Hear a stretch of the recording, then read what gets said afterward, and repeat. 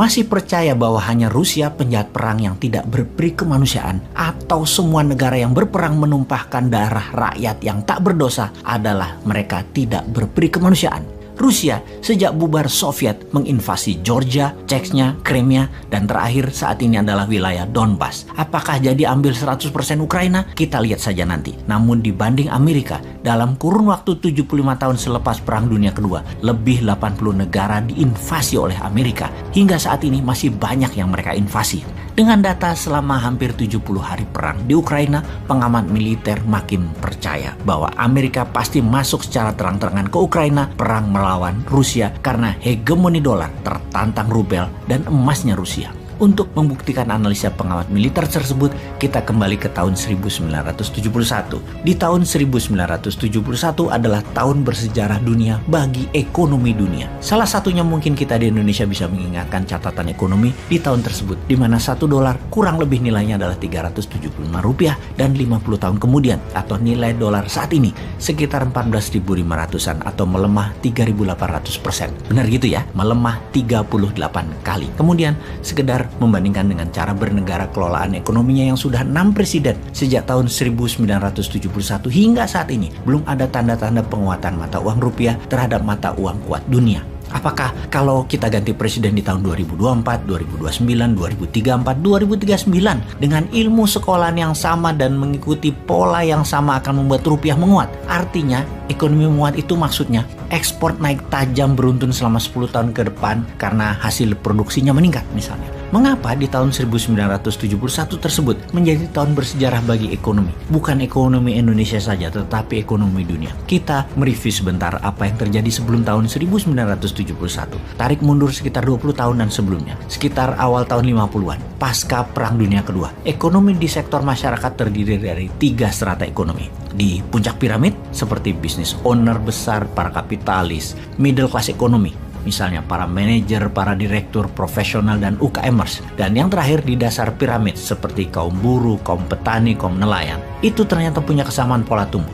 Bagaimana maksudnya? Kalau di masa itu para kapitalis besar pendapatannya naik 5%, maka kelas menengah juga naik sekitar 4-5%. Juga ternyata kelas bawah naik antara 3-5%. Sejalan, searah, hingga tahun 1971.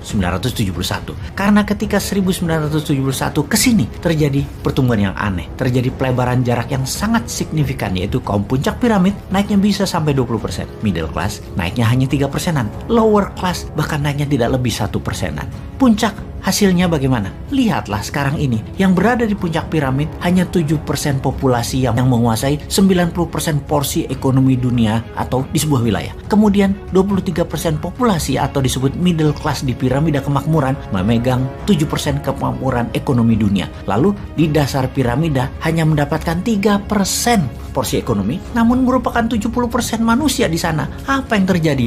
Mengapa terjadi? Sebelum kita membahasnya, kita ingatkan, ternyata secara bernegara, sejak tahun 1971 pun demikian. Negara besar menguasai 90% ekonomi dunia, negara menengah atau negara pasar hanya menguasai 7% ekonomi dunia, negara miskin yang biasanya merupakan negara penghasil bahan baku hanya mendapatkan 3% world wealth atau porsi ekonomi dunianya. Sekali lagi kita bertanya, apa yang terjadi?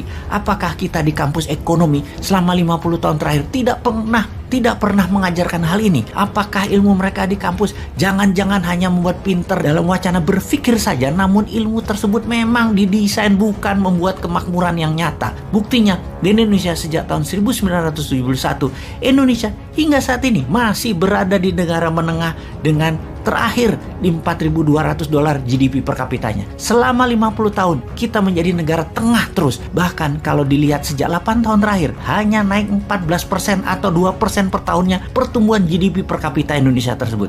Apakah salah ilmu ekonominya? Atau memang ya harus begini? Ini semua sudah di jalan yang benar. Kapan kita menjadi negara makmur dengan GDP per kapita di atas 12.000 atau naik 3 kali lipat dari sekarang? Atau dengan kecepatan 2% per tahun, ya 50 tahun lagi GDP per kapitanya 12.000. Apakah itu semua yang paling benar? Ada apa ini semua? Kita membahas lebih dalam. Ada dua peristiwa besar sejak tahun 1971. Kita bahas yang pertama, di mana sejak tahun 1971 household atau biaya rumah tangga ternyata naik meningkat, terutama pinjaman keuangannya. Bisa untuk mortgage loan, bisa untuk kebutuhan harian, bisa pinjaman pribadi atau personal kredit dari kartu kredit. Sebelum tahun 1971 rata-rata pinjaman untuk membangun rumah atau housing loan 10 tahun saja sudah lunas dan dimiliki 100%. Namun sejak 1971 menjadi 15 tahun, 20 tahun, bahkan sekarang ini 35 tahun belum juga lunas untuk dimiliki.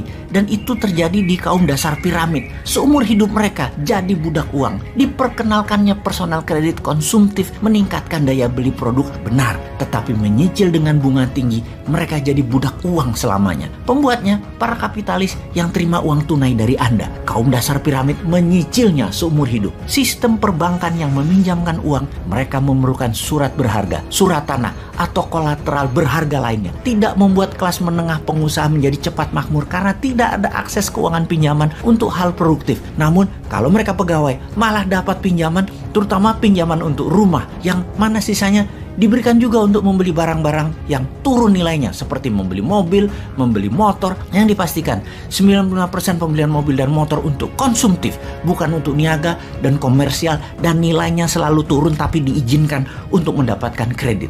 Inilah yang menyebabkan kelas menengah naiknya sedikit, kelas bawah hampir tidak naik-naik, dan membuat mereka seumur hidup jadi budak uang. Sementara kaum kapitalis dapat pinjaman produktif, para banker dapat bunga biaya uang. Dalam 50 tahun, ternyata melebar jurang kekayaan dan kemiskinan itu. Itu pun terjadi di negara-negara yang hidupnya menggunakan hutangan pinjaman bukan untuk membangun hal yang produktif. Pendapatan negara-negara tersebut yang meminjam uang tersebut hanya ada dua jadinya. Menjadi negara middle of pyramid yang naiknya 3%, atau menjadi negara bottom of pyramid yang naiknya 1%. Lalu yang keduanya bagaimana? Apa hubungannya dengan Rusia? Bentar, fahami dulu yang pertama. Terus bayangkan, kepala jangan dibawa ke negara mana-mana, terutama negara Wakanda, jangan dibawa ke sana ya.